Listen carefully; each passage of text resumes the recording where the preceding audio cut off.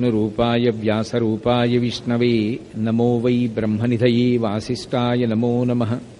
కూజంతం రామ రామీతి మధురం మధురాక్షరం ఆరుహ్య కవితాశాఖాం వందే వాల్మీకికోకిలం. శ్రుతిస్మృతిపురాణానాం ఆలయం కరుణాలయం నమామి భగవత్పాదశంకరం లోకశంకరం. వాగర్ధావివ సంపృక్తౌ వాగర్ధ ప్రతిపత్తయే జగతః పితరౌ వందే పార్వతీ పరమేశ్వరౌ. సూక్తిం సమగ్రయతున స్వయమేవ లక్ష్మీః శ్రీరంగరాజమహిషీ మధురైః కటాక్షైః. వైదగ్ధ్యవర్ణగుణగుంభనగౌరవైర్యాం కండూలకర్ణకుహరాः కవయోధయంతి. హైమోర్ధ్వపుండ్రమజహన్మకుటం సునాసం మందస్మితం మకరకుండలచారుగండం. బింబాధరం బహుళదీర్ఘకృపాకటాక్షం శ్రీవేంకటేశముఖమాత్మని సన్నిధత్తాం. విమలపటి కమలకుటి పుస్తకరుద్రాక్షసస్తహస్తపుటి కామాక్షి పక్ష్మలాక్షి కలిత విపంచి విభాసి వైరించి. మనోజవం మరుతతుల్యవేగం జితేంద్రియం బుద్ధిమతాం వరిష్టం. వాతాత్మజం వనరయూధముఖ్యం శ్రీరామదూతం శిరసా నమామి. ఆపదామపహర్తారం దాతారం సర్వసంపదాం లోకాభిరామం శ్రీరామం భూయో భూయో నమామ్యహం. హరి ఓం. పరమేశ్వర స్వరూపైన సభకి నమస్కారం. ఈనాడు కంచికామకోటి పీఠాధిపతులు ప్రత్యేకంగా నా మీద ఉండేటటువంటి వాత్సల్యం చేత తమ యొక్క ఆశీర్వచనాన్ని మహామహోపాధ్యాయ బిరుదాంకితులైనటువంటి మాన్యులు బ్రహ్మశ్రీ కృష్ణమూర్తి శాస్త్రి గారి చేత పంపించడం, వారిని విద్యకి సముద్రం లాంటి వారైనటువంటి కృష్ణమూర్తి శాస్త్రి గారు నాకు అందించడం, నేను స్వయంగా కామకోటి పీఠాధిపత్యం వహించినటువంటి ప్రాతస్మరణీయులు మహాపురుషులు చంద్రశేఖరేంద్ర సరస్వతి మహాస్వామి వారే వచ్చి ఈ వేదిక మీద నిలబడి నన్ను ఆశీర్వదిస్తే ఎంత సంతోషిస్తానో అంతటి సంతోషాన్ని ఇవాళ పొందాను. వారు అంత విద్య ఉన్నటువంటి వారై ఇప్పుడే వారు కామకోటి పీఠాధిపతుల చేత సత్కరింపబడ్డారు. ఆ సభకి నేను కూడా వెళ్ళొచ్చాను. మహామహోపాధ్యాయ బిరుదాంకితులు. ఎక్కడ విద్య ఉంటుందో అక్కడ వినయం ఉంటుంది, వాత్సల్యం ఉంటుంది. వారు తాను కామకోటి ప్రతినిధిగా ఇక్కడికి విచ్చేసి నాకు ఆశీస్సులు ఇచ్చినందుకు నేను వారి పాదములు పట్టి వారికి నా నమస్కృతులను సమర్పిస్తూ, నిన్నటి నుంచి నేను కలిపురుషుని యొక్క ప్రభావము, దాన్ని తట్టుకుని చెయ్యవలసినటువంటి సాధనా విధానము అన్న దాని గురించి మాట్లాడుతున్నాను. చేసిన కాని పాపములు చెందవు చెయ్యతలంచినంతటన్. చేసెదనన్న మాత్రమున చెందు కదా పుణ్యము కలివేలందటన్. కావున ఎంత కలియుగమైనప్పటికీ కూడా అందులో ఉండేటటువంటి విశేషాన్ని చెప్పారు. చేసిన కాని పాపములు చెందవు. పాపములు చేస్తే మాత్రమే మనని అంటుకుంటాయి. కేవలంగా చేసేదనంచు తలంచినంతటం, ఏదైనా ఒక పుణ్యకార్యాన్ని నేను చేస్తాను అని సంకల్పం చేసుకుంటే చాలు, లేదా చేసేదనన్న మాత్రమున వచ్చు కదా పుణ్యములు కలియుగంబునందంతటన్. కేవలంగా నేను పుణ్యకార్యాన్ని చేస్తాను అని ఎవరికో మాట ఇచ్చాడు. ఏదో ఒక మంచి కార్యం జరుగుతోంది, దానికయ్యా మీరు సహాయపడాలి అని అడిగారు. తప్పకుండా చేస్తానండి అన్నాడు. చేస్తానండి అన్నప్పుడు కేవలం నటన కోసం కాదు, త్రికరణ శుద్ధిగా పుణ్యకార్యానికి సహాయం చెయ్యాలని అనుకున్నాడు. అలా అనుకున్నాడు కాబట్టి నేను చేస్తాను అన్న మాట అన్నంత మాత్రం చేత కలియుగంలో ఆ పుణ్యం చేశాడు అనే అతని ఖాతాలో వేస్తారు. అందుకే మోసము లేదటంచు నృపముఖ్యుడు కాచ కలిన్. అందుకని కలిపురుషుణ్ణి చంపలేదు పరీక్షిన్ మహారాజు గారు, విడిచిపెట్టేశాడు. ఇంతటి ఆనుకూల్య స్థితి కూడా ఉంది కాబట్టి దీన్ని నేను ఎందుకు పాడు చెయ్యాలి? మరందముల్లాసముతోడ ఆరగించి ఆ తుమ్మెద తేనెని తాగేటప్పుడు ఎంతో సంతోషంగా తీసుకుంటుంది. మరంద ముల్లాసముతోడగ్రోలి విరులం తెగచూడ తీటికైవడిన్.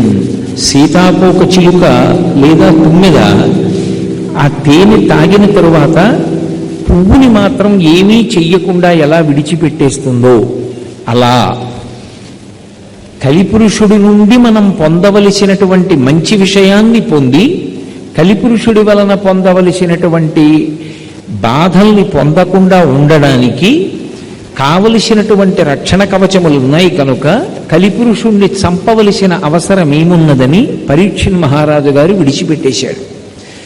ఎప్పుడైనా సరే కలిపురుషుడు నుంచి రక్షణ దేని వలన కలుగుతుంది అన్నది నేను మహాభారతంలో నిన్న నలోపాఖ్యానంలోంచి మీకు కొన్ని విషయాలు చూపించాను. ఎంతటి విపత్కర పరిస్థితిలోనైనా సరే మనిషిని కాపాడగలిగినది ఏది అంటే భక్తి. భక్తి అన్నది ఉన్నవాణ్ణి కలిపురుషుడు కాదు ఎవ్వరూ చెనకలేరు. ఎందుచేత శంకర భగవత్పాదులు శివానందలహరి చేస్తూ అంటారు, ఆనందాశ్రుభిరాతనోతి పులకం నైర్మల్యతశ్చాదనం వాచా శంఖ ముఖైస్థితైశ్చ జఠరాపూర్తిం చరిత్రామృతై రుద్రాక్షైర్భసితేన దేవవపుషో రక్షాం భవద్భావనాపర్యంకే వినివేశ్య భక్తి జననీం భక్తార్భకం రక్షతి అంటారు. ఈ శ్లోకానికి ఉన్న చమత్కారం ఏమిటంటే శంకరాచార్యుల వారు భగవంతుడు రక్షిస్తాడనలేదు, భక్తి రక్షిస్తుందన్నారు. భక్తి అంటే అది ప్రేమ. ఎవరి యందు? పరమేశ్వరుని యందు. పరమేశ్వరుని యందు భక్తి ఉంటే ఆ భక్తి రక్షించి తీరుతుంది. ఎలా రక్షిస్తుంది అంటే అర్భకుణ్ణి తల్లి రక్షించినట్టు. అర్భకుడైనటువంటి శిశువు తనని తాను ఏమి రక్షించుకోగలడు? ఆఖరికి ఏదైనా గట్టిగా శబ్దం విన్నా ఉలిక్కి పడతాడంతే. అలాంటి పిల్లవాణ్ణి నిరంతరం రక్షించుకునేది ఎవరు? అమ్మ రక్షించుకుంటుంది. ఎక్కడో అమ్మ ఎవరితోనో మాట్లాడుతుంటుంది, పిల్లాడు ఎక్కడో ఏడిచినట్టు వినిపిస్తే వెంటనే చెవిని పడుతుంది. పిల్లాడు ఎందుకో ఏడుస్తున్నాడు ఉండండి అని పరిగెత్తుకొస్తుంది. వాడికి ఆకలి వేస్తోంది అని వాడు చెప్పలేడు, వాడికి ఆకలి వేస్తోంది అని గ్రహించి పాలిస్తుంది. వాడు కడుపు నొప్పిగా ఉంది అని చెప్పలేడు, కానీ ఎందుకో వాడు కడుపు బాధపడుతున్నాడని తెలుసుకుని వాడికి ఏ రుగ్మత కలిగిందో ఆ రుగ్మత తగ్గేటట్టుగా చూస్తుంది. వాడికి జలుబు చేస్తే ఆ జలుబు తగ్గడానికి కావలసినటువంటి పదార్థాన్ని తాను తిని ఆ పాలు పిల్లవాడికి ఇస్తుంది. తల్లి బిడ్డన్ని ఎలా రక్షించుకుంటుందో భక్తి అలా రక్షించుకుంటుంది. అందుకే భక్తి కలిగినటువంటి వాడికి ఆనందాశ్రుభిరాతనోతి పులకం. ఎంత ఆనందంతో ఉంటాడంటేట కందుల వెంట ఆనంద భాష్పములు కాలుతూ ఓ పక్క నుంచి రోమాంచితమై కన్నుల వెంట ఆనంద భాష్పములు పడిపోతున్నాయి, కారిపోతున్నాయి. వెంట్రుకలు నిక్కపుడుచుకుని ఉన్నాయి. ఆనందాశ్రుభిరాతనోతి పులకం నైర్మల్యతశ్చాదనం.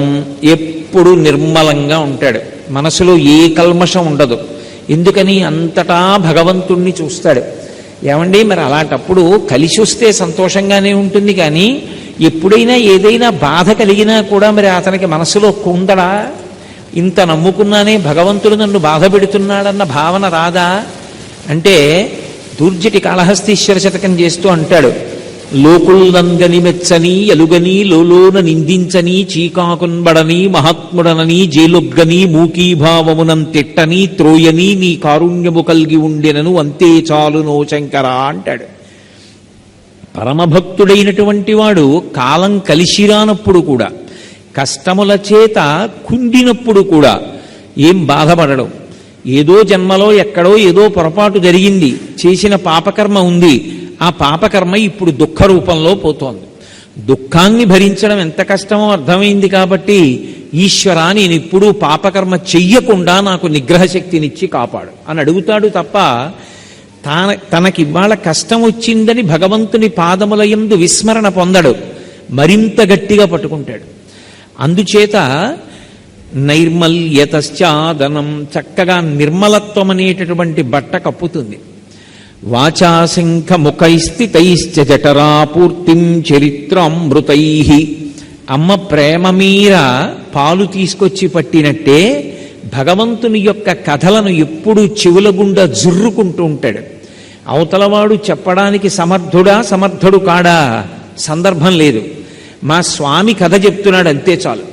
పరమ సంతోషంతో చెవులు దొప్పలు చేసుకుని జుర్రుకుంటాడు. భాగవతంలో పోతన గారు ఒక చోట అంటారు, చూపుల శ్రీపతి రూపము నాపోవక త్రావి త్రావి హర్షోద్ధతయై వాపుచ్చి మంద మధురాలాపంబుల పొగడనదితి లక్ష్మీనాథున్ అంటారు. చూపులతో తాగడం ఏమిటి, నోటితో తాగాలి కానీ అంటే ఒక ఇంద్రియం చెయ్యవలసిన పని ఇంకొక ఇంద్రియం చేసింది. ఆ శ్రీ మహావిష్ణువు యొక్క రూపాన్ని చూడగానే పరవశించినటువంటి అదితి కళ్ళతో తాగేసింది. అలా చెవులతో భగవంతుని యొక్క కథ అనేటటువంటి అమృతాన్ని జుర్రుకుని ఈ చెవులలోంచి వస్తున్నటువంటి ఆ అమృతాన్ని హృదయమునందు దాచుకుని దాని వలన చల్లతనాన్ని పొంది ఇక మళ్ళీ పుట్టవలసినటువంటి అవసరాన్ని పోగొట్టుకుంటాడు. శంకర భగవత్పాదులు శివానందలహరి చేస్తూ మకుటాయమానమైన శ్లోకం అన్నారు.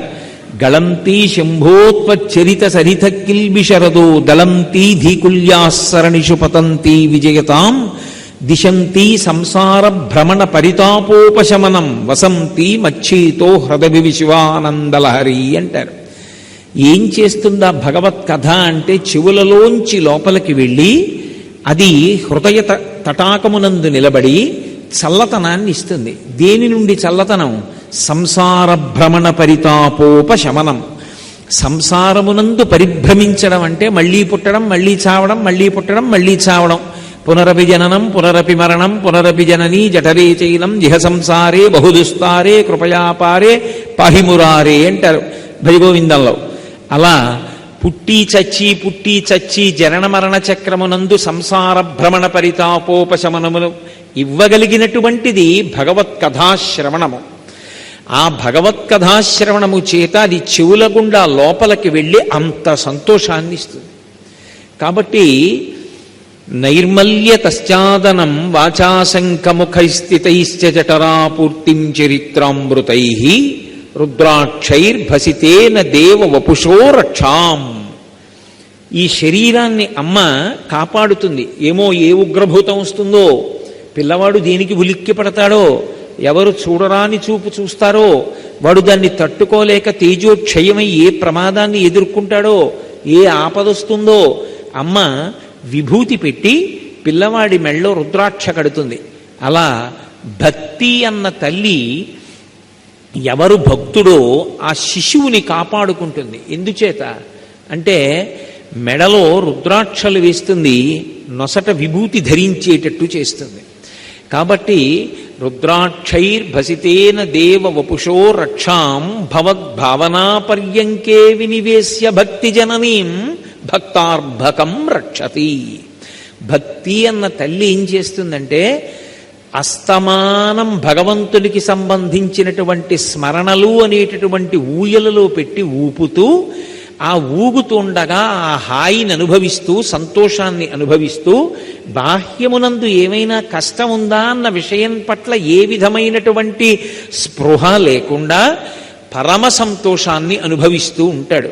యోగరతో వా భోగరతో వా సంగరతో వా సంగవిహీన యస్య బ్రహ్మణి రమతే చిత్తం నందతి నందతి నందత్యేవ. ఎప్పుడు ఆ భగవంతుడి గురించినటువంటి ఆలోచనలు చేయడంలో శరీరానికి ఏదైనా ఖేదమున్నా కూడా మర్చిపోతాడు. అందుకే ఆ భక్తి ఎవడు కలిగి ఉంటాడో వాడిని ఎవ్వరూ చెనకలేరు. ఆ భక్తి అన్న తల్లి సర్వకాలములయందు భక్తుణ్ణి కాపాడుకుంటూ ఉంటుంది. అందుకే పెద్దలైన వారందరూ కోరుకున్నది ఏది అంటే ఈ భక్తిని కోరుకున్నారు. అందుకే భక్తి అన్న మాటని జాగ్రత్తగా అర్థం చేసుకోవాలి. భక్తి అంటే కేవలం ఒక మూర్తి దగ్గరికి వెళ్ళి కూర్చుని బోలెడన్ని సంభారములు తెచ్చి పూజ చెయ్యడం ఒక్కటే భక్తి కాదు. అందుకే గభీరే కాసారే విశతి విజనే ఘోర విపినే విశాలే శైలే చ భ్రమతి కుసుమర్ధంజడమతి సమర్ప్యై చేతః సరసిజముమానాథ భమతే సుఖేనావస్థాతుం జనహ్య న జానాతి కిమహో అంటారు శంకర భగవత్పాదులు. ఎందుకురా పెద్ద పెద్ద సరోవరాల్లో దిగుతావు, తామర పూలు తీసుకొస్తావు, కొండలెక్కుతావు, మారేడు దళాలు తీసుకొస్తావు, చెట్లు ఎక్కుతావు, పువ్వులు కోస్తావు, ఇవన్నీ నేను అడిగానా?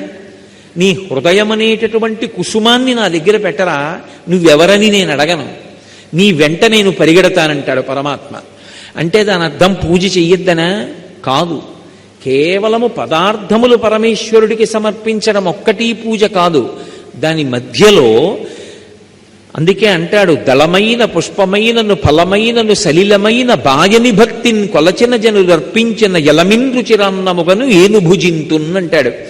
భక్తితో ఇస్తే చాలు. పత్రం పుష్పం ఫలం తోయం యోమే భక్త్యా ప్రయచ్చతి. పరమభక్తితో ఆయన యందు ప్రేమతో మనం ఏదిచ్చినా ఆయన స్వీకరిస్తాడు.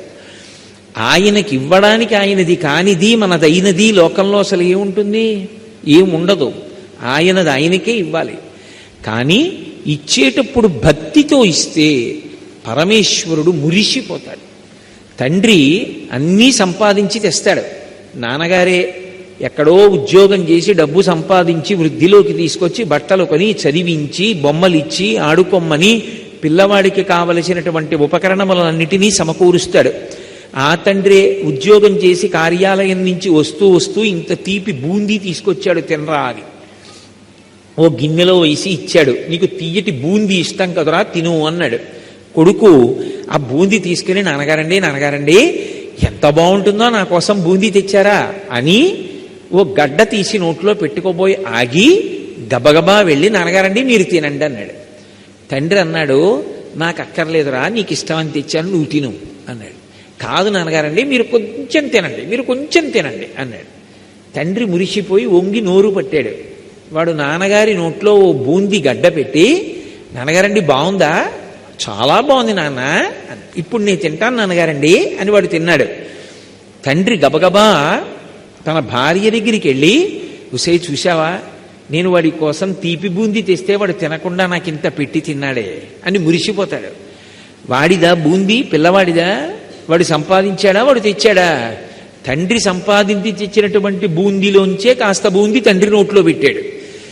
లౌకికంగా బిడ్డని కన్న తండ్రి అంత మురిసిపోతే సుఖస్థానములన్నిటినీ బ్రహ్మాండములలో ఇచ్చి బ్రహ్మాండములలో ఉన్న సుఖస్థానములను అనుభవించడానికి జ్ఞానేంద్రియాలు ఇచ్చి సుఖమన్న భావనిచ్చి సంతోషపెడుతున్న పరమాత్మకి ఒక పదార్థాన్ని భక్తితో ఇస్తే ఆయన మురిసిపోతాడు.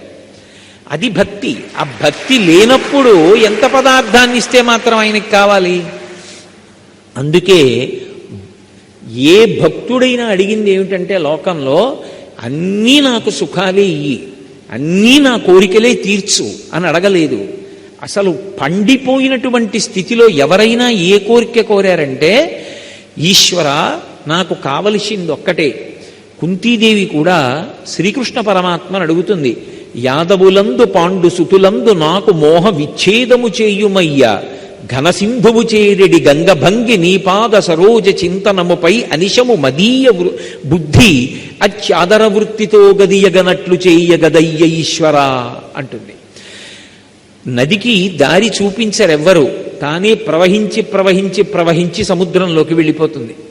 అలా వెళ్ళిపోయినటువంటి నది ఎలా వెళుతుందో, ఈశ్వర నా యొక్క తలంపులు కూడా ఎప్పుడూ నీకు సంబంధించినవై ఉండాలి, నిన్ను స్మరిస్తూ ఉండాలి.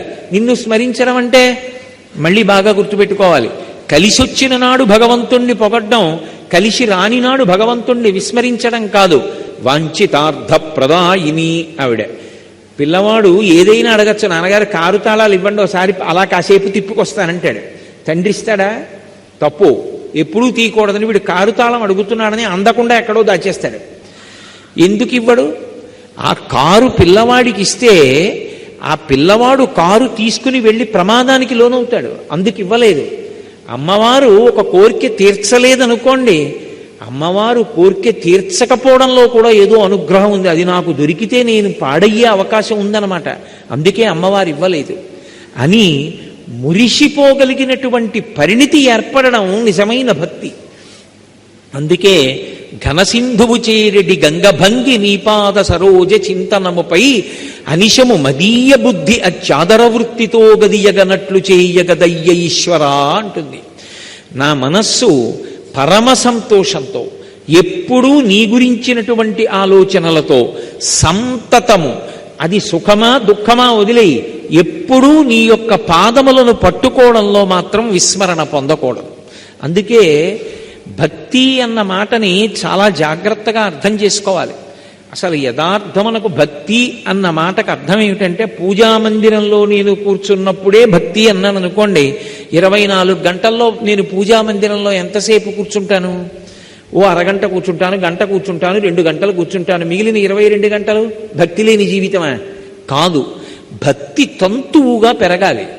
పెరిగినప్పుడు అసలు భక్తి అన్న మాటకి అర్థం ఎక్కడి నుంచి వస్తుంది అంటే, తప్పు చెయ్యకుండా అంతటా ఈశ్వరుణ్ణి చూడగలిగినటువంటి ఆ దృష్టికోణమునందు ఉంటుంది. అందుకే శంకరుడు సౌందర్యలహరి చేస్తూ అంటారు, జపో జల్ప శిల్పం సకలమపి ముద్రా విరచన గతి ప్రాదక్షిణ్యాక్రమణవచనాద్యాహుతి విధి ప్రణామ సంవేశ సుఖమఖిలమాత్మార్పణ దృశ సపర్యాపర్యాయస్తవ భవతు ఎన్నే విలసితం అంటారు.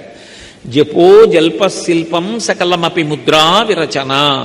ఒక పని చేస్తున్నప్పుడు నాకు ఈ పని చెయ్యడానికి కావలసినటువంటి శక్తి ఎక్కడి నుంచి వచ్చింది, ఇది ఆలోచించడానికి భక్తి అంటారు. నేను ఇప్పుడు మాట్లాడుతున్నాను అంటే 84 లక్షల జీవరాశులలో ఎవరికీ లేనటువంటి అనుగ్రహం మనుష్యుడికి ఉంది, కంఠంలో స్వరపేటికి ఉంది. నేను ఇప్పుడు ఈ విషయం వీళ్లతో చెప్దాము అని భావించినంత మాత్రం చేత నాకు సంకల్పం సహస్రారం దాకా వెళ్ళి పైకి వెళ్లకుండా కొట్టబడి వెనక్కొచ్చి నోటిలో నిలబడితే, నా నాలుక కదిలి నాలుక ఆ గాలిని నొక్కితే, నేను ఏ భావాన్ని ప్రకటించాలనుకున్నానో దానికి వీలుగా నాలుక చేత నొక్కబడినటువంటి గాలి అక్షరములై, అక్షరములు పదములై, పదములు వాక్యములై, నాలో ఉన్న భావాన్ని పట్టుకుని శబ్దం బయటికి వస్తే అది మీ చెవులలోకి వెడితే నాలో ఉన్న భావన మీలో ఉన్న భావనయై సభాపతి ఏకరూపాన్ని పొందుతున్నారు. ఇప్పుడు ఇది చేస్తున్నది ఎవరు? నేను కాదు. లోపల ఉన్నటువంటి పరదేవత వాక్కుని పైకి ప్రకటనం చేస్తోంది. ఇప్పుడు నేను మాట్లాడగలిగినటువంటి నా శక్తికి ప్రధానమైనటువంటి కేంద్రం ఇది, ఆ ఆదిశక్తి ఎవరు అన్నది ఆలోచించాను అనుకోండి. నా మాటల చేత నేను తరించాలి తప్ప నా మాట ఎవరికీ బాధ కలిగేది కాకూడదు, నా మాట ఎవరిని కుందేటట్టు చెయ్యకూడదు అన్న భావన నా ఎందుకు కలుగుతుంది. ఇప్పుడు ఎవరు తన మాట ఎక్కడి నుంచి వస్తోందో అది తెలుసుకుని మాట్లాడిన వాడెవరో వాడు మాట్లాడుతున్న మాటలన్నీ మంత్రములవుతాయి. ఆయన మాట్లాడుతున్నప్పుడు చేతులు కదిపితే ఆ చేతులు కదిపినప్పుడు కదిలినటువంటి చేతులు మంత్రం చెయ్యడానికి ముందు పట్టినటువంటి ముద్రలవుతాయి. ఆయన కదిలి వెళ్ళిపోతుంటే ఆ కాళ్ళకి శక్తి ఎక్కడి నుంచి వచ్చింది? పరదేవతానుగ్రహం. ఆవిడ అనుగ్రహం లేని నాడు ఈ కాళ్ళు ఎలా కదులుతాయి? కాళ్ళు కదలటం లేదని, నడవలేకపోతున్నానని విద్యుద్ఘాతం పెట్టించుకుంటున్న వాళ్ళు ఉన్నారు, చారుడు ఔషధములు మింగుతున్న వాళ్ళు ఉన్నారు. అయినా కాళ్ళు ఈడుచుకుంటూ వెడుతున్నారు. అమ్మా, నీ అనుగ్రహం, నా కాళ్ళున్నాయి, నేను నడవగలుగుతున్నాను, కాబట్టి ఈ కాళ్లతో వెళ్ళకూడని చోటికి వెళ్ళను, వెళ్ళవలసిన చోటికి మానను. ఇప్పుడు ఎక్కడ చూస్తున్నావు భగవంతుణ్ణి? పూజామందిరంలో కాదు. నువ్వు కాలు కదిపితే కాలు కదలడానికి ఆధారమైనటువంటి శక్తితో అనుసంధానమవుతున్నావు. అప్పుడు ఆ కదలికలు ఎవరికైనా బాధ కలిగేటట్టుగా వినియోగించడం సాధ్యం అవుతుందా? సాధ్యం అవదు. చిట్ట చివరికి ప్రణామ సంవేశ సుఖమఖిలమాత్మార్పణ దృశ. నిద్రపోతున్నాడు. నిద్రపోతాను అని చెప్పి పడుకోగలనేమో కానీ నిద్ర పట్టడం నా ఇష్టం మీద ఆధారపడుందా? మెత్తటి పరుపు మీద పడుకోగలను, చల్లగా ఉండడానికి ఒక యంత్రాన్ని అమర్చుకోగలను తప్ప నిద్ర పట్టడం పరమశివుని యొక్క అనుగ్రహం. స్వల్పకాలిక లయం శివుడి చేతిలో ఉంది. ఆయన అనుగ్రహం ఉందా? గాఢ నిద్ర పడుతుంది. నిద్ర పట్టిందా? మరునాడు ఆకలేస్తుంది. ఆకలేసిందా? కడుపు నిండా తింటాం. కడుపు నిండిందా? కనురెప్ప పడుతుంది. కనురెప్ప పడిందా? మళ్ళీ ఆకలేస్తుంది. కడుపుకి కంటికి అనుబంధం. ఈ చక్రం తిరుగుతూ ఉంటుంది ఆరోగ్యంతో. నిద్ర పట్టలేదా? ఎంత పరుపేసుకున్నా, ఎంత మంచి సంగీతం వింటున్నా, మనసు ఎంత ఉల్లాసంగా ఉన్నా నిద్ర పట్టనప్పుడు నిద్రని ఎక్కడి నుంచి కొని తెచ్చుకుంటారు మీరు? సాధ్యం కాదు. ఆ నిద్ర పట్టిస్తున్నవాడెవరో, నిద్రాకాలిక సుఖాన్ని ఇస్తున్నవాడెవరో గుర్తిరిగి నిద్రపోయే ముందు 11 మాటలు శివనామం చెప్పినవాడు నిద్ర లేచే ముందు కదలికలకి ఆధారమైన విష్ణువు యొక్క అనుగ్రహం కొరకు 3 మాటలు శ్రీహరి అంటూ నామం చెప్పి లేచినవాడు తన యొక్క శక్తినంతటినీ భగవత్పరంగా ఆలోచిస్తున్నాడు. ఎప్పుడు ప్రతి కదలికలో భగవంతుణ్ణి స్మరణ చెయ్యకుండా ఉండలేడు. అలా స్మరించేటటువంటి స్థితిని పొందడం భక్తి. అందుకే వెంకటేశ్వర స్వామి వారికి సుప్రభాతం పాడుతూ చిట్ట చివరికి వచ్చాక ఒక శ్లోకం చెప్తారు. అహం దూరతస్తే పదాంభోజయుగ్మ ప్రణామేచ్ఛయా గచ్చ సేవాంకరోమి సకృచ్చేవ యానిచ్చ సేవాఫలం తం ప్రయచ్ఛ ప్రయచ్ఛ ప్రభో వెంకటేశ అంటారు. ఓ ప్రభో వెంకటేశ్వరుడా, అహం దూరతస్తే పదాంభోజయుగ్మ ప్రణామేచ్ఛయా గచ్చ సేవాంకరోమి. ఏడాదిలో కాకినాడ నుంచి తిరుమల కొండ మీదకి నేను ఎన్ని మాటలు పెడతాను? సంవత్సరానికి 4 మాటలు పెడితే గగనం. 4 మాటలు పెడతాను. ఎన్ని మాటలు పెడతాను? వెడితే 2 రోజులు ఉంటాను. 365 రోజులలో నేనుండేది 8 రోజులు. ఆ 8 రోజుల్లో ఏదో సుప్రభాత సేవ చేద్దామా, తోమాల చేద్దామా అని వెంపర్లాడతాను. ఆ సేవ చేద్దాం, ఈ సేవ చేద్దామని నేను కాకినాడ నుంచి వచ్చాను.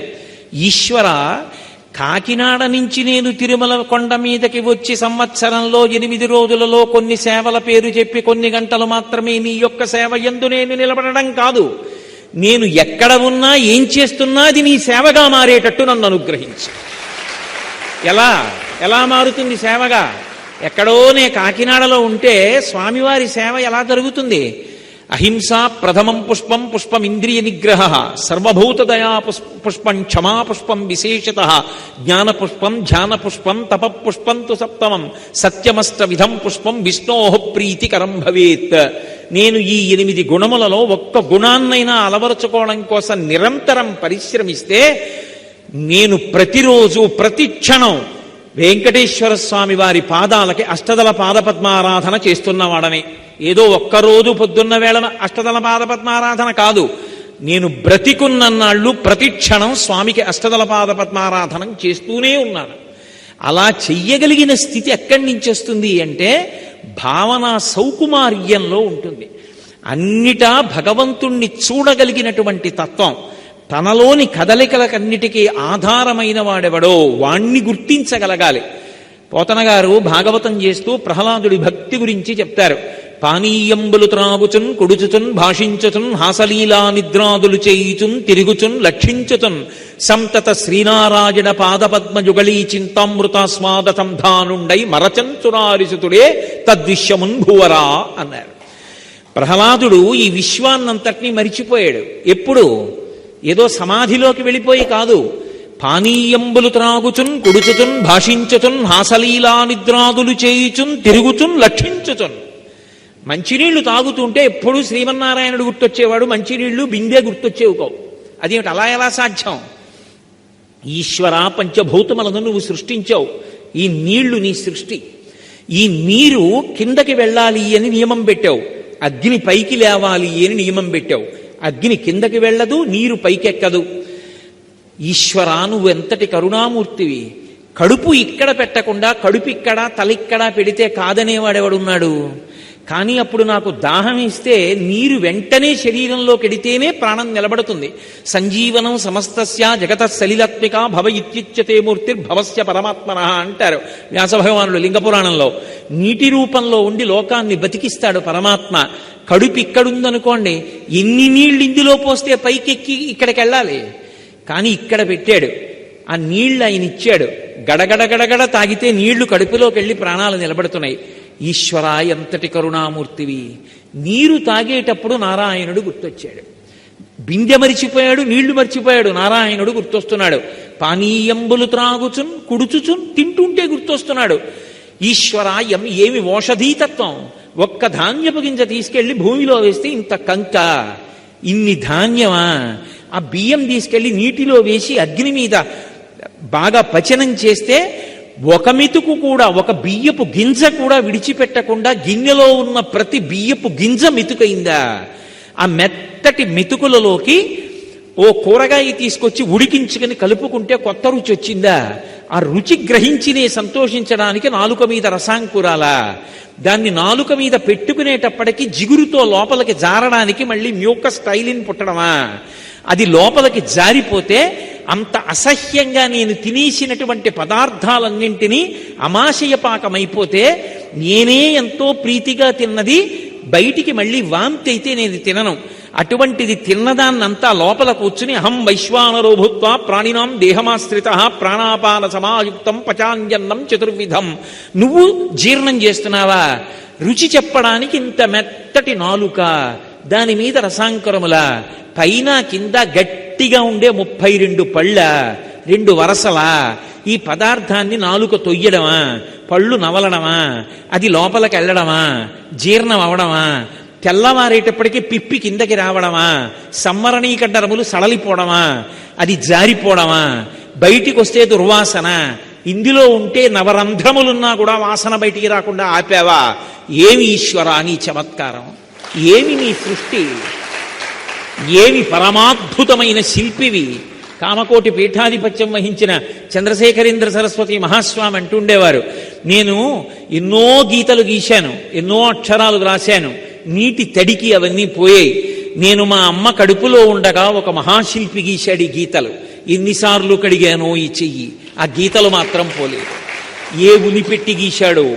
కాబట్టి ఆయనని స్మరించడానికి, ఆయన జ్ఞాపకానికి రావడానికి, ఆయన జ్ఞాపకానికి వచ్చి పరవశం కలిగి విశ్వాన్ని మర్చిపోవడానికి అధ్యవసాయముతో కూడుకున్నటువంటి బుద్ధి ఉండాలి తప్ప భక్తి కొరకు ప్రత్యేకంగా ఒక గదిలో కూర్చున్నంత మాత్రం చేత తరించడం ఎలా సాధ్యం అవుతుంది?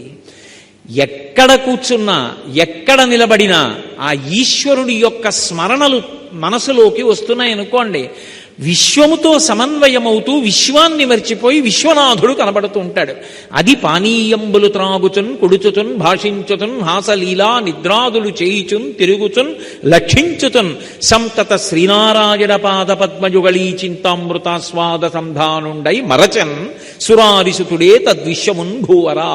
అందుకే భక్తి భావన సౌకుమార్యం. అది ఆ భావన యందు అపారమైన సౌకుమార్యం ఉందనుకోండి, ఆనంద భాష్పాలతో నిలబడతాడు ఈశ్వరుడి దగ్గర. నిజానికి ఒక్కరోజు నేను నిద్రపోలేదనుకోండి, మరునాడు ఏ పని చేయడానికి ఇచ్చగించదు మనస్సు, తల భారంగా ఉంటుంది. మరి ఈశ్వరుడు ఎప్పుడైనా నిద్రపోయాడా? ఆయనే నిద్రపోతే లోకాల్ని కాసేవాడెవడు? భాగవతం 10వ స్కంధంలో పోతన గారు చమత్కారం చూపించారు. చిన్ని కృష్ణుడు పుట్టాడు. పుట్టడం అంటే కృష్ణావతారం స్వీకరించాడు.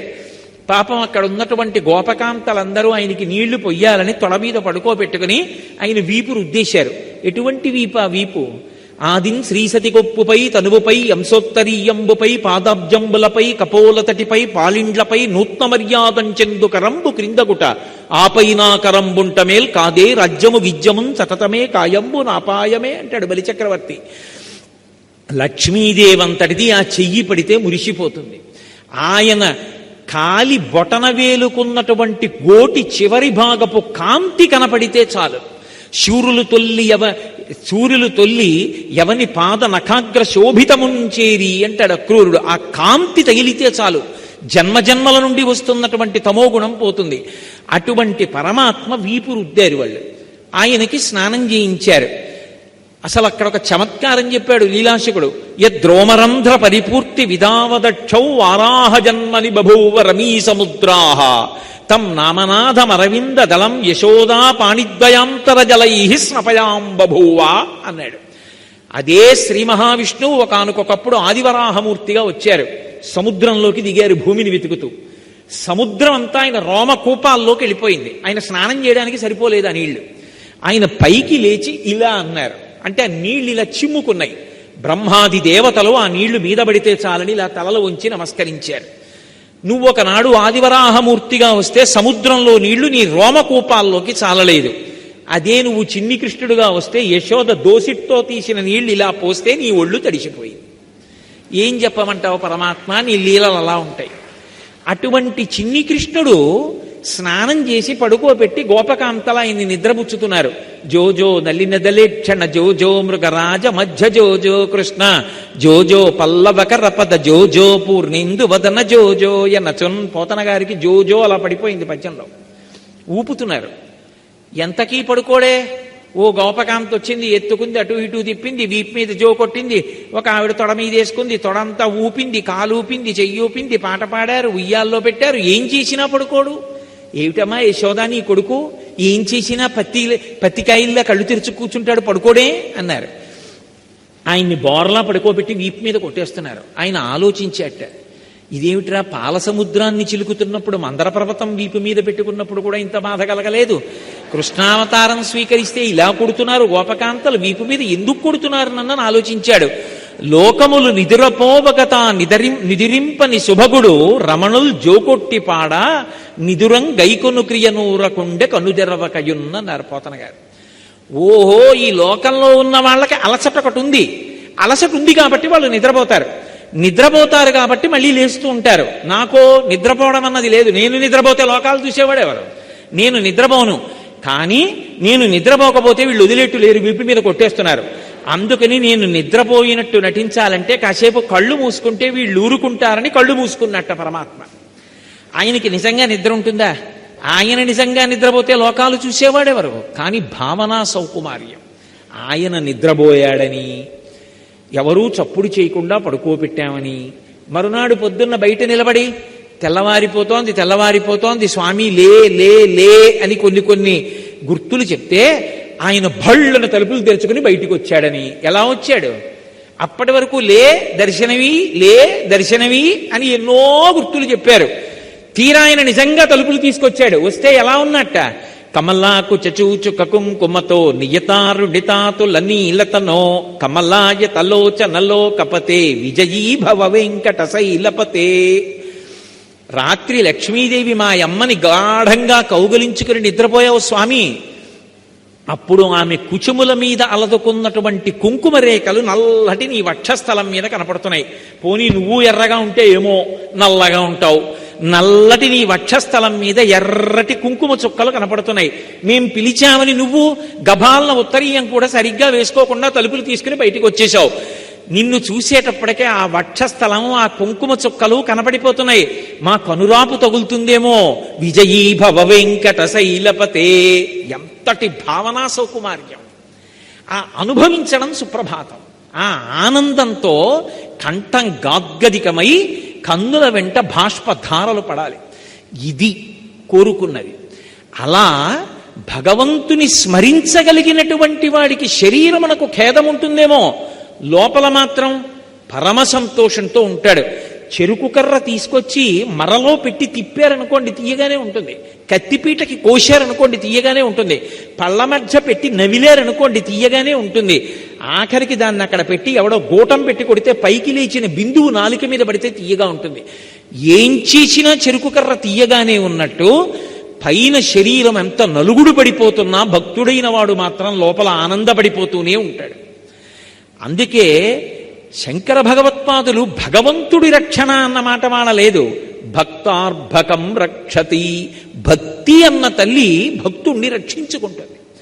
ఆ భక్తి అన్న భావనలో, ఆ భావన సౌకుమార్యంలో, ఆ సంతోషంలో గ్రుంకులిడి ఉండేటటువంటి వ్యక్తిని శరీరాన్ని బాధ పెట్టగలరేమో కానీ ఆయన ఆనందం అనుభవించకుండా చెయ్యగలిగిన వాడు మాత్రం లోకంలో ఉండడు. అది కదూ ప్రహ్లాదోపాఖ్యానం. ఎంత బాధ పెట్టాడు తండ్రి, ఎంత బాధ పెడితే మాత్రం మానేశాడు. ఆనంద పడిపోతూనే ఉన్నాడు. నాన్నా నువ్వేమైనా చెప్పు. మందార మకరంద మాధుర్యమునదేలు మధుపంబుబోవునే మదనములకు నిర్మల మందాకినీ వీచికల తూగురాయంచదనునే తరంగిళులకు లలిత రసాల పల్లవ ఖాదియై చొక్కు కోయిల జనునే కుటజములకు పూర్ణేందు చంద్రికా స్ఫురత చికోరక మరుగునే సాంద్ర నిహారములకు. నాన్న నేనొక్క మాట చెప్పనా? అంబుజోదర దివ్యపాదార వింద చింతనామృతపాన విశేషమత్త చిత్తము ఏ రీతి ఇతర విషయంబు చేర నీర్చు వినుత గుణశీల మాటలు వేయునేలా. ఆ అంబుజోదరుడైనటువంటి శ్రీమన్నారాయణుండి ధ్యానం చేస్తున్నప్పుడు ఆయన పాదముల నుండి స్రవించేటటువంటి మందార మకరంద పానం చేసి మత్తెక్కిపోయినటువంటి నన్ను వెళ్ళి లౌకికమైనటువంటి సుఖములను అనుభవించమంటే ఎక్కడ అనుభవిస్తాను నాన్న, నాకు ఎక్కేవి కావన్నాడు. కొట్టాడు, తిట్టాడు, చంపుదామని ప్రయత్నించాడు, ఏనుగుల కింద వేశాడు. ఆయన భక్తే భగవంతుణ్ణి లాక్కొచ్చింది కిందకి. భక్తికున్న గొప్పతనం అది. చాలామంది నరసింహోపాఖ్యానంలో ఏమనుకుంటారంటే హిరణ్యకశిపుణ్ణి సంహరించడానికి వచ్చాడు నరసింహస్వామి అనుకుంటారు. కాదు. ఆయన ఎందుకు రావలసి వచ్చిందంటే, ఎక్కడున్నాడురా శ్రీహరి అని అడిగాడు. ఇందుగలడందులేడని సందేహము వలదు చక్రి సర్వోపగతుండెందెందు వెదకి చూచిన అందందే కలడు దానవగ్రణి వింటే. నెయ్యి ఎక్కడుంది పాలలో అంటే ఏం చెప్పన్నాన్న? పాలంతటా ఉంది. అలా అసలు ఆయన లేనిది లేదు, అంతటా ఉన్నాడు. ఇప్పుడు హిరణ్యకశిపుడు చూపుడు వేలి ఇలా తీశాడు, ఇలా చూపిస్తున్నాడు. ఎక్కడాపుతాడో తెలియదు. తనకి పరమభక్తుడైనటువంటి ప్రహ్లాదుడు తాను అంతటా ఉన్నాడు అని చెప్తున్నాడు భగవంతుడి గురించి. హిరణ్యకశిపుడు ఇలా వేలు చూపిస్తున్నాడు, ఎక్కడైనా ఆగచ్చు వేలు. ఆయన వేలు ఆగిన తరువాత అందులోకి వెళ్ళి బయటికి వస్తే విలంబనం అయిపోతుంది, కాలం కొంచెం ఆలస్యం అవుతుంది. భక్తుడి మాట నిలబెట్టడంలో జాగు జరగకూడదు. అందుకే హరి సర్వాకృతులం కలండనచు ప్రహ్లాదుండు భాషింప, ఎందును లేడు లేడనుచు దైత్యుండు తర్జింప, శ్రీనరసింహకృతి దల్చనచ్యుతుడు నానా జంగమస్థావరోత్కర గర్భంబుల అన్విదేశములనుద్దండ ప్రభావంబునన్. ఈ బ్రహ్మాండమంతా ఒక పెద్ద నరసింహం అయిపోయింది, అంతటా నిండిపోయింది నరసింహావతారం. హిరణ్యకశిపుడి వేలు ఎక్కడ పెడితే అక్కడి నుంచి రావాలి. ఎందుకు? హిరణ్యకశిపు సంహారం కాదు, ఇట్టే చంపేస్తాడు. అందుకు కాదు, ప్రహ్లాదుడి మాట నిలబెట్టాలి. ఆయన అన్నాడు కాబట్టి వచ్చేయాలంతే. అదే భగవంతుని యందుండేటటువంటి గొప్పతనం. నువ్వు రా అని భక్తుడు పిలిస్తే ఆయన శాసనానికి వశపడిపోతాడంతే. భగవంతుణ్ణి కూడా శాసించగలిగిన వాడెవరంటే భక్తుడు ఒక్కడే. ఆ భక్తి అంత గొప్పది. గజేంద్రమోక్షణ ఘట్టంలో శరణాగతి చేశాడు. సంస్కృత భాగవతం వేరు, తెలుగు భాగవతం వేరు. పోతన గారి దగ్గరికి వచ్చేటప్పటికి ఏనుగు కేవలం శ్రీమన్నారాయణుణ్ణి రమ్మని అడగలేదు. కలుగడే నాపాలి కలిమి సందేహింప కలిమిలేములు లేక కలుగువాడు, నా కడ్డబడరాడి నలిన సాధువులచే బడెడి సాధువుల కడ్డు బడెడివాడు, చూడడే నా పాటు చూపుల చూడక లోపలి చూపులు చూచువాడు అని. ఆ వచ్చేటటువంటి వాడు ఎలా రావాలి అంటే, మొరగుల మొరలెరుంగుచు తన్ను మరగువాడు, ఆది మధ్యాంతములు లేక ఎరలువాడు, భక్త జనముల దీనుల పాలివాడు, వినడే చూడడే తలపడే వెగరాడే అంది.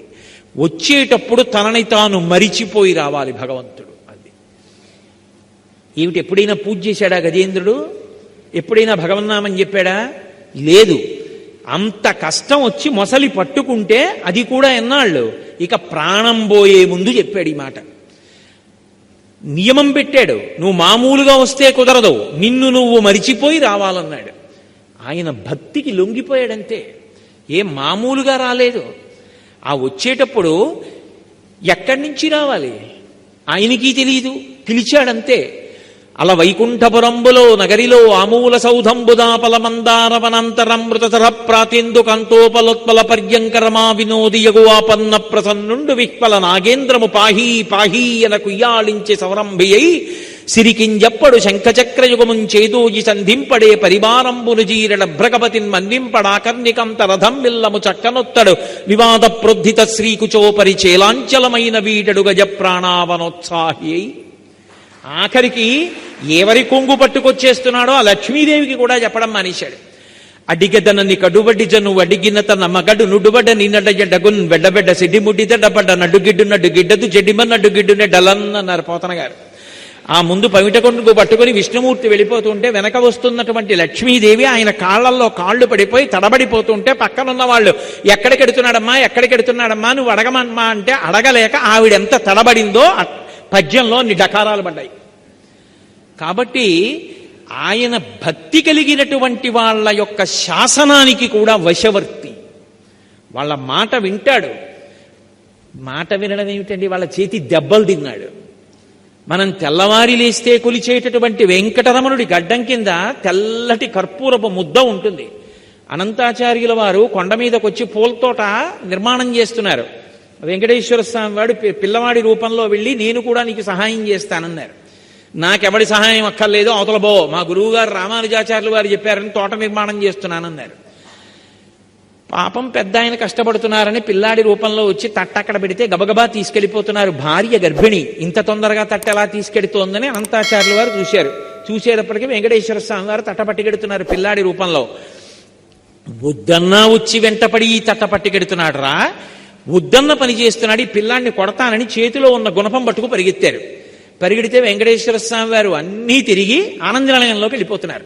వెళ్ళిపోతుంటే పిల్లాడు దొరకకుండా పారిపోతున్నాడని కోపం వచ్చి చేతిలో ఉన్న గుణపం విసిరారు. విసిరితే గుణపం వెళ్ళి ఇక్కడ కొట్టుకుని గడ్డం బద్దలై నెత్తురొచ్చి వాచిపోయింది. అర్చకులు పూజ చేయడానికి వెళ్ళి తలుపులు తీశారు, గడ్డం బద్దలై వాచిపోయింది. ఇదేమి వెంకటేశ్వర ఏమైంది? స్వామి మాట్లాడారు అప్పట్లో. కాబట్టి ఆయన అన్నారు, అనంతాచార్యులు కొట్టాడు గుణపం పెట్టి నన్ను. వచ్చిన భక్తులు భక్తుడి యొక్క చేతిలో దెబ్బలు తిన్నవాడు వెంకటేశ్వరుడు, అంత లొంగిపోయిన వాడని తెలియడానికి నా గడ్డం కింద కర్పూరపు మచ్చ పెట్టండి అన్నారు.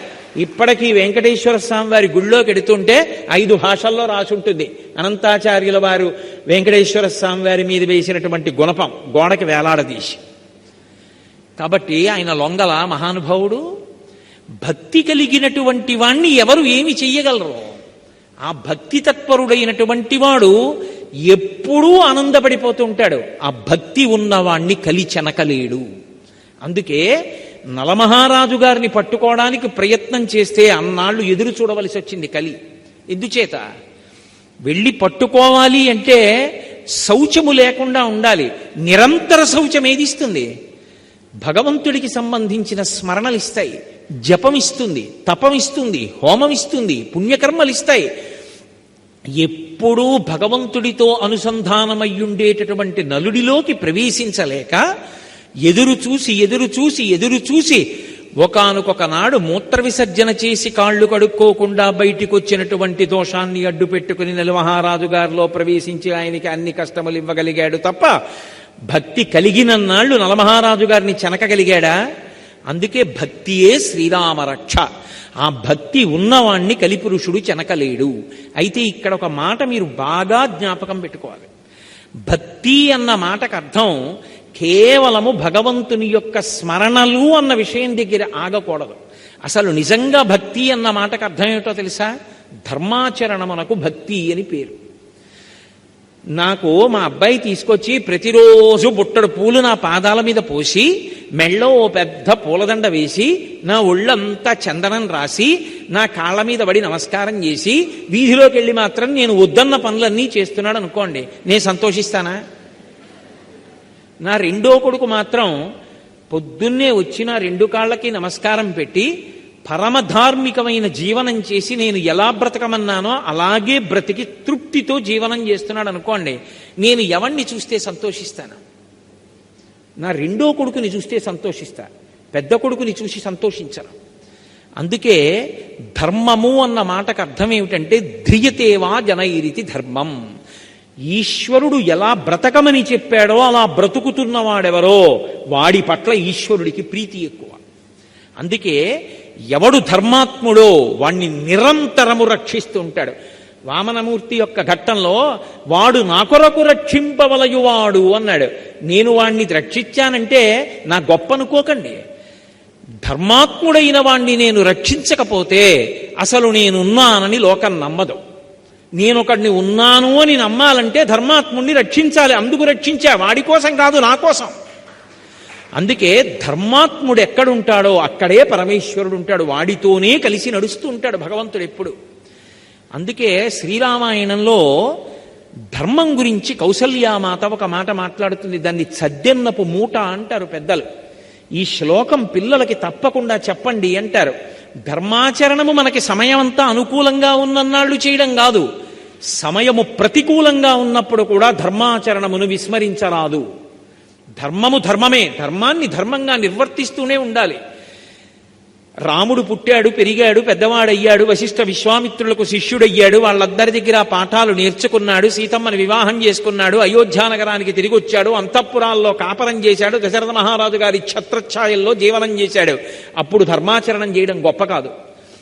రాజ్యం నుంచి బయటికి వెళ్ళిపోవలసి వచ్చి తాను తప్పు చేయకపోయినా అరణ్యవాసం చేయవలసి వచ్చి ఆఖరికి జట కూడా తల దువ్వుకోకుండా జిల్లేడు పాలు పోసుకొని మర్రిపాలు పోసుకొని జటలు కట్టుకొని చెప్పులు లేకుండా నారచీరలు కట్టుకొని 14 సంవత్సరములు అరణ్యవాసం చెయ్యాలి. కౌసల్యంది, ఇన్నాళ్ళు ధర్మం పట్టుకున్నావు చాలా తేలిక, ధర్మం రక్షించిందన్నావు తేలిక, ఇప్పుడు నీకు కాలం ఎదురు తిరిగింది, ఇప్పుడు నీకు అనుకూలం కాదు, అరణ్యవాసానికి ఎడుతున్నావు, అన్నీ కష్టాలే. నీ భార్యకి కష్టం, నీకు కష్టం, దోమలు కుడతాయి, ఈగలు కుడతాయి, క్రూర మృగాలు ఉంటాయి. ఇంత గొప్పవాడివి ఎక్కడో పర్ణశాల కట్టుకు పడుకోవాలి, అప్పుడు కూడా పట్టుకోగలవా? రామా, నీకు ఆశీర్వచనం చేస్తున్నాను. యం పాలయసి ధర్మం త్వం ధృత్యాచ నియమేనచ సవై రాఘవసార్థూలా ధర్మస్వామభిరక్షతు. ఏ ధర్మాన్ని ఇంతకాలం నియమంతో పట్టుదలతో అనుష్ఠించి దాని యొక్క అనుగ్రహాన్ని పొందావో, కాలము ప్రతికూలముగా ఉన్నప్పుడు కూడా ఆ ధర్మాన్ని పట్టుకుని నువ్వు రక్షింపబడదవుగాక, ధర్మాన్ని మాత్రం విస్మరించవద్దు అంది. రాముడు ధర్మాన్ని ఒక్క విషయంలో పక్కన పెట్టాడు అనుకోండి, 2 కాండలు లేవు రామాయణంలో. కిష్కింధకాండలో సుగ్రీవుడితో స్నేహం చేసుకోవడం మానేసి వాలితో స్నేహం చేసుకుంటే చాలు, వాలి చిటిక వేసి పిలిస్తే వస్తాడు రావణాసురుడు, అంత భయం. అటువంటి వాలితో స్నేహం చేసుకోవాలా? ఎందుకనంటే వాలే పెద్ద దోషం చేశాడు, తమ్ముడి భార్యను తెచ్చి తాను అనుభవిస్తున్నాడు. నువ్వే అధర్మంలో ఉన్నావు, నీతో నాకు స్నేహం ఏమిటి? వాలిని సంహరించి సుగ్రీవుడితో స్నేహం చేసుకున్నాడు ధర్మం కోసం. ధర్మం కోసం సుగ్రీవుడితో చెలిమి చేసుకున్నాడు కాబట్టి సుందరకాండ వచ్చింది, యుద్ధకాండ వచ్చింది, తర్వాత పట్టాభిషేకం అయింది. ఎవడెలా పోతే నాకెందుకు, నా పనవడం కావాలని చెప్పి మార్గాన్ని విడిచిపెట్టి పనివ్వడం ఒకటే చూసుకుని ఉంటుంటే ఇవాళ రామాయణం మనందరం ఇంత గొప్పగా చదువుకుంటామా? రామాయణాన్ని ఇంత కీర్తిస్తామా? త్రేతాయుగం, ద్వాపరయుగం దాటిపోయినా కలియుగంలో కూడా ఏ ఊరెళ్ళినా రామాలయం, రామనామం ఉంటాయా? ధర్మం ఒక్కటి గొప్పది. భక్తి అన్న మాటకి విస్తృతిలో ఆలోచన చేస్తే ధర్మమును ఎవడు ఆచరిస్తాడో వాడు పరమ భక్తుడు అని గుర్తు. కాలము కలిసి రాని, కాలము కలిసి రాకపోని ధర్మాన్ని తప్పకుండా ఎవడు పట్టుకుంటాడో వాడు చిరంజీవి. మీకు అది, దానికి రామాయణమే తార్కాణము. రావణాసురుడు తపస్సు చేసి చిరంజీవిత్వం అడిగాడు, కుదరదన్నాడు బ్రహ్మగారు. కుంభకర్ణుడిని అసలు అడగడానికి అవకాశమే ఇవ్వలేదు. విభీషణుడు నాకు ఎప్పుడూ ధర్మం మీద అనురక్తి నిమ్మని అడిగాడు, నువ్వు చిరంజీవి అన్నాడు. ఇవాళ్టికి పుట్టినరోజు వస్తే నల్ల నువ్వులు, బెల్లం ముక్క, ఆవు పాలు కలిపి 3 మాటలు పుచ్చుకుని